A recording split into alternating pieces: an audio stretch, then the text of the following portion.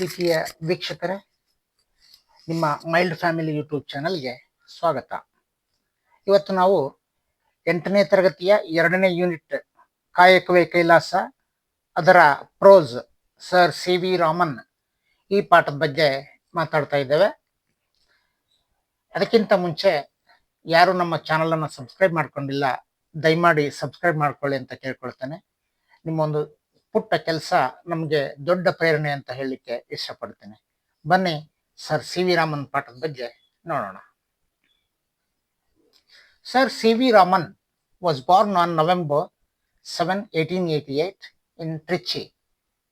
He was the son of Chandrasekhar Iyer and Parvati Ammal.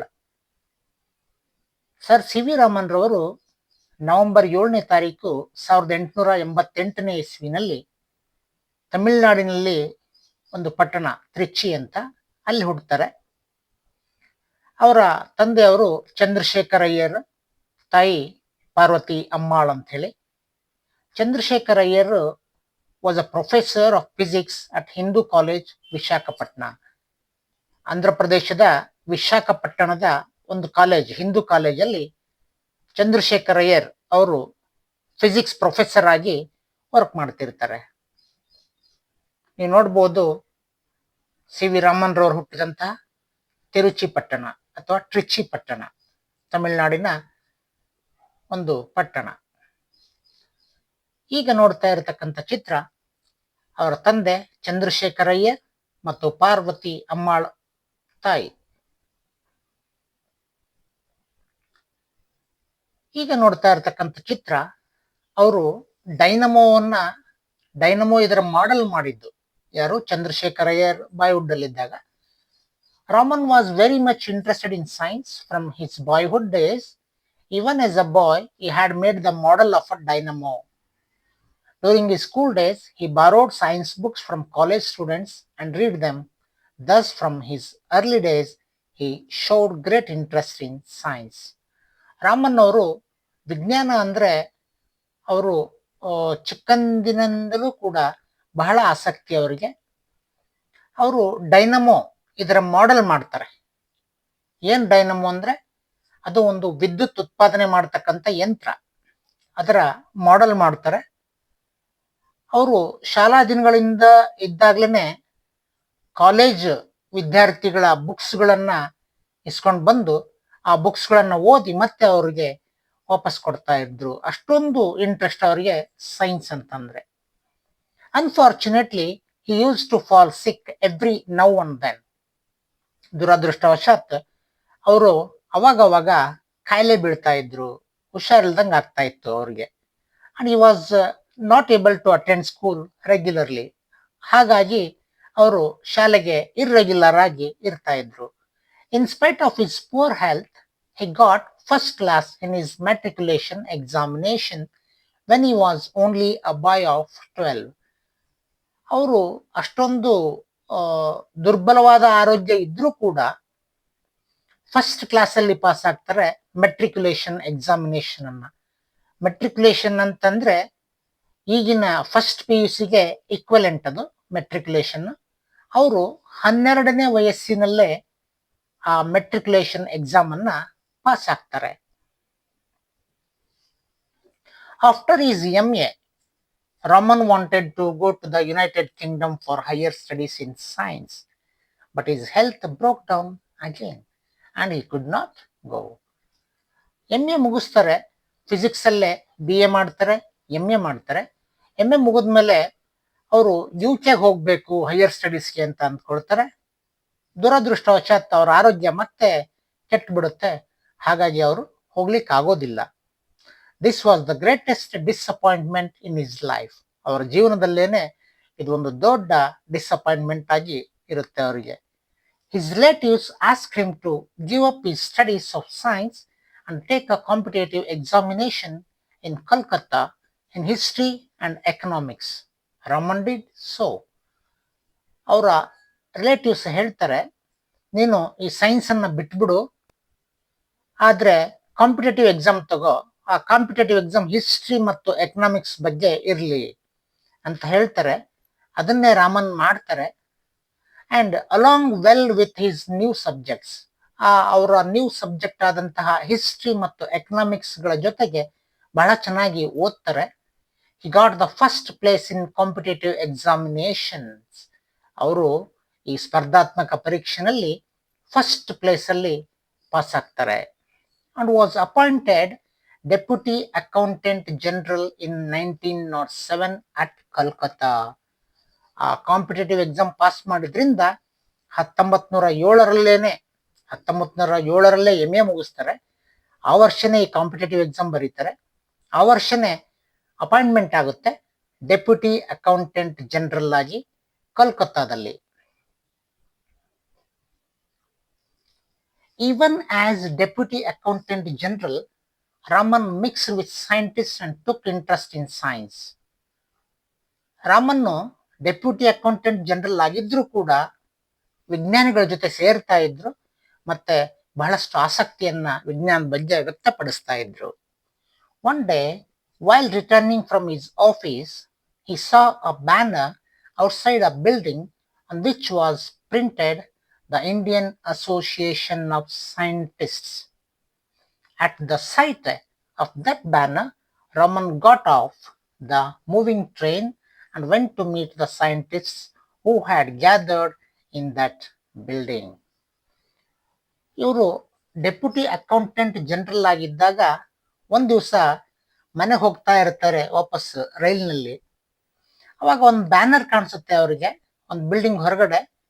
ಏನಂತ ಇರುತ್ತೆ ಅದ್ರ ಮೇಲೆ ಅಂದ್ರೆ, the Indian association of scientist ಅಂತ ಇರುತ್ತೆ. ಆ ಕ್ಷಣಕ್ಕೇನೆ ಇನ್ನು ಹೋಗ್ತಕ್ಕಂತ ಟ್ರೈನ್ನಿಂದನೇ ರಾಮನ್ನು ಇಳ್ಕೊಂಡ್ಬಿಡ್ತಾರೆ. ಇಳ್ಕೊಂಡು ಆ ಬಿಲ್ಡಿಂಗ್ ಒಳಗಿದ್ದಂತ ವಿಜ್ಞಾನಿಗಳನ್ನ ಭೇಟಿ ಆಗ್ತಾರೆ. ಅಷ್ಟೊಂದು ಹುಚ್ಚು ಇವ್ರಿಗೆ ಸೈನ್ಸು ಮತ್ತೆ ಸೈಂಟಿಸ್ಟ್ ಅಂದ್ರೆ.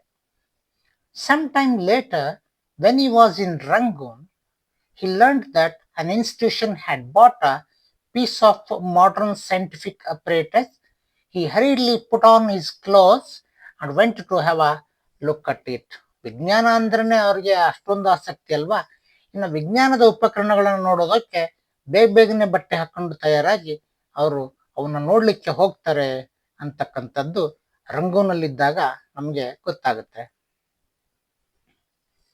In 1911, Raman was appointed Special Accountant General for Posts and Telegraph in Calcutta.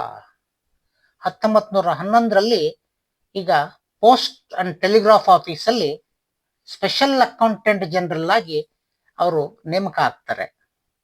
But when he was offered the post of professor at Calcutta university, he jumped at that offer and accepted the post gladly. ಇದು ದೊಡ್ಡ post ಆಗಿದ್ರೂ ಕೂಡ ಅವ್ರಿಗೆ ಒಂದು offer ಬರುತ್ತೆ Calcutta ಯೂನಿವರ್ಸಿಟಿಯಿಂದ, professor ಆಗ್ತೀರಾ ಅಂತ ಕೇಳಿದಾಗ ತಕ್ಷಣನೇ ಈ ಸ್ಪೆಷಲ್ ಅಕೌಂಟೆಂಟ್ ಜನರಲ್ ಪೋಸ್ಟ್ಗೆ ರಾಜೀನಾಮೆ ಕೊಟ್ಟು ಅವರು ಕಲ್ಕತ್ತಾ ಯೂನಿವರ್ಸಿಟಿಯ ಪ್ರೊಫೆಸರ್ ಪೋಸ್ಟ್ಗೆ ಜಂಪ್ ಆಗ್ತಾರೆ ಅಂತಕ್ಕಂಥದ್ದು, ಮತ್ತು ಬಹಳ ಸಂತೋಷದಿಂದ ಆ ಪೋಸ್ಟ್ ಅನ್ನ ಒಪ್ಕೊಳ್ತಾರೆ. After working at Calcutta University for 15 years, he became the director of the Indian Institute of Science in Bangalore. ನಿಮಗೆಲ್ಲ ಗೊತ್ತಿದೆ, IISC, Indian institute of science ಬೆಂಗಳೂರಿನಲ್ಲಿದೆ. ಅದು ಒಂದು ಹೆಮ್ಮೆ ನಮಗೆ. ಈ ಕಲ್ಕತ್ತಾ ಯೂನಿವರ್ಸಿಟಿಯಲ್ಲಿ ಸುಮಾರು 15 ವರ್ಷ ಸರ್ವಿಸ್ ಮಾಡ್ತಾರೆ ಅವರು. ನೋಡ್ತಿರ್ಬೋದು ಕಲ್ಕತ್ತಾ ಯೂನಿವರ್ಸಿಟಿ ಅವ್ರಿಗೆ ಯೂನಿವರ್ಸಿಟಿ ಸ್ಟೂಡೆಂಟ್ಸ್ಗಳಿಗೆಲ್ಲ ಟೀಚ್ ಮಾಡ್ತಾ ಇರ್ತಕ್ಕಂಥದ್ದನ್ನ ನೋಡ್ಬೋದು ನೀವು. ಅಲ್ಲಿಂದ 15 ವರ್ಷ ಆದಮೇಲೆ ಅವರು Indian institute of science in Bengaluru ಅಲ್ಲಿಗೆ ಡೈರೆಕ್ಟರ್ ಆಗಿ ಹೋಗ್ತಾರೆ ಅಂತಕ್ಕಂಥದ್ದು ನೋಡ್ಬೋದು. ಇಂಡಿಯನ್ ಇನ್ಸ್ಟಿಟ್ಯೂಟ್ ಆಫ್ ಸೈನ್ಸ್ ಬೆಂಗಳೂರಿನಲ್ಲಿ ಡೈರೆಕ್ಟರ್ ಹುದ್ದೆಯನ್ನ ಅಲಂಕರಿಸಿರ್ತಕ್ಕಂಥದ್ದು. The Raman research institute was started in 1948. Raman resigned his post at the Indian Institute of Science and became the director of the research institute. Indian institute of science ಅಲ್ಲಿ ಅವರು director ಆಗಿದ್ರು. ಯಾವಾಗ Raman research institute ಅಂತ ಹೇಳಿ 1948ರಲ್ಲಿ government permission ಕೊಟ್ಟು ಅದೊಂದು Raman research institute ಅಲ್ಲಿ open ಆಗುತ್ತೆ. ಆವಾಗ ಇಂಡಿಯನ್ ಇನ್ಸ್ಟಿಟ್ಯೂಟ್ ಆಫ್ ಸೈನ್ಸ್ಗೆ ರಾಜೀನಾಮೆ ಕೊಡ್ತಾರೆ. Became the director of the research institute. Raman research institute ನ ಡೈರೆಕ್ಟರ್ ಆಗ್ತಾರೆ 1948ರಲ್ಲಿ.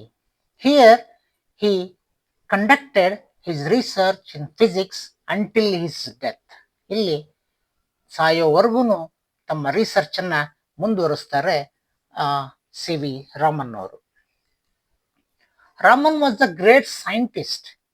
Throughout his life he was intensely attached to science. Raman ಒಬ್ಬ ಮಹಾನ್ ವಿಜ್ಞಾನಿ. ಜೀವನದಾದ್ಯಂತ ಅವರು ವಿಜ್ಞಾನದೊಂದಿಗೆ ಅಟ್ಯಾಚ್ ಅನ್ನ ಹೊಂದಿದ್ರು. For the sake of science he gave up the highly paid post of the special accountant general and accepted a professorship at Calcutta University. He would forget all about food and rest while he was at work. ನಿಮಗೆ ಈಗ ತಾನೇ ನಾವು ಮಾತಾಡಿದ್ವಿ ಏನಂತಂದ್ರೆ, ಅವರು ಬಹಳ ದೊಡ್ಡ post ಆಗಿರ್ತಕ್ಕಂಥ ಸ್ಪೆಷಲ್ ಅಕೌಂಟೆಂಟ್ ಜನರಲ್ ಪೋಸ್ಟ್ ಅನ್ನ, ಹೈಲಿ ಪೇಯ್ಡ್ ಪೋಸ್ಟ್ ಅದನ್ನ ಬಿಟ್ಟು ಕಲ್ಕತ್ತಾ ಯೂನಿವರ್ಸಿಟಿಯ ಪ್ರೊಫೆಸರ್ಶಿಪ್ ಬರ್ತಾರೆ. ಅವರು ಕೆಲಸ ಅಂದ್ಬಿಟ್ರೆ ಎಲ್ಲವನ್ನ ಮರೆತು ಬಿಡ್ತಿದ್ರು. ಫುಡ್, ರೆಸ್ಟ್ ಎಲ್ಲವನ್ನ ಮರಿತಾ ಇದ್ರು. And his wife had often to tell him that his breakfast or coffee was getting cold. ಒಂದೊಂದ್ಸಲ ಅವ್ರಿಗೆ ಇಟ್ಟಿರ್ತಕ್ಕಂಥ ಕಾಫಿ ಆಗಲಿ ಬ್ರೇಕ್ಫಾಸ್ಟ್ ಆಗಲಿ ಅದು ಆರಿ ಹೋಗ್ತಾ ಇದೆ ಅಂತ ಹೇಳಿ ಅವ್ರ ಹೆಂಡತಿ ಅವ್ರಿಗೆ ನೆನಪು ಮಾಡ್ತಾ ಇದ್ರು. ಅಷ್ಟೊಂದು ತಲ್ಲೀನತೆ ಇತ್ತು ಅವ್ರ ಕೆಲಸದಲ್ಲಿ.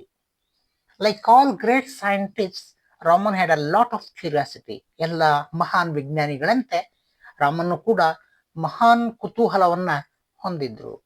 Earlier in his life, while on a voyage to Europe, he saw the wonderful blue of the Mediterranean Sea. You can see in the picture that ನೀವು ನೋಡ್ಬೋದು ಮೆಡಿಟರೇನಿಯನ್ ಸಿ. ಅದರಲ್ಲಿ ಪ್ರಯಾಣ ಸಮುದ್ರದ ಮೂಲಕ ಹಡಗಿನಲ್ಲಿ ಪ್ರಯಾಣ ಮಾಡ್ತಾ ಇದ್ದಾರೆ ಸರ್ ಸಿ ವಿ ರಾಮನ್ ಅವರು. ಆವಾಗ ಬಹಳ ಅದ್ಭುತ ಅನ್ಸುತ್ತೆ ಈ ಒಂದು ಘಟನೆ.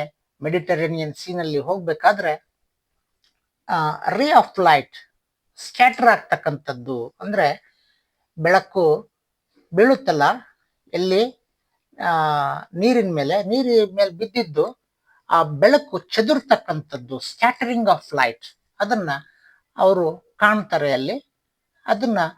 ಅದ್ರ ಮೂಲಕ ಅವರೊಂದು ದೊಡ್ಡ ಸಂಶೋಧನೆ ಮಾಡ್ತಾರೆ. ಅದೊಂದು ತಲೆಯಲ್ಲಿ ಇಟ್ಕೊಂಡು ಅದು ಏನಾಗುತ್ತೆ ಅಂತಂದ್ರೆ, this led to his work and the laws of light scattering in liquids and it ended in his discovery of the Raman effect.